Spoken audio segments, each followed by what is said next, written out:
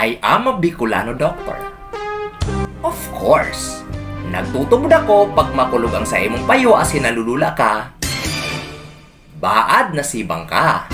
Simplihon sana ang sakuyang reseta.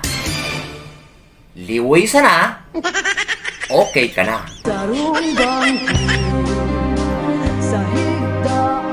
I am a Bicolano doctor. Of course, nagtutubod ako na pag ang kamot mo asin bitistig dadaplos, pasmado ka. Simplihon sana ang sakuyang reseta. Ihian mo pagkaaga, goods na!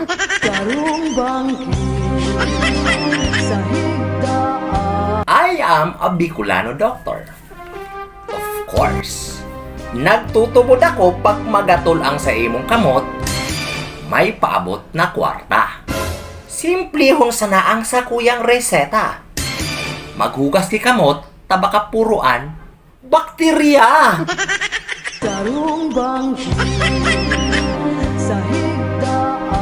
I am a Bicolano doctor. Of course. Pag ika daay nanging iturog borobangge, iyo anpig sasabi, punduhan mo na ang pagparaibahan mo kay Darna. Ding! Ang bato! Shabu pa?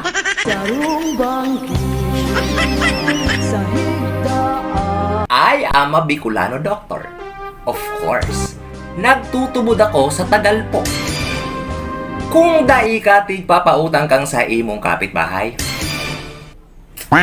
tulong padyak lang sa pintuan sabay laog sabay sabi, madi! Pautang. Inda ko lang kung dai kakayan, matawanan. Hanggang sa ika, ipangutang. I am a Bicolano doctor. Of course. Pag ang babae nagsusuka-suka, iyon na yan ang kaduratan mo. Gusto mo, santigwarunta ka sa pitchel na may yellow. Daw ihapot mo pa kay papa mo.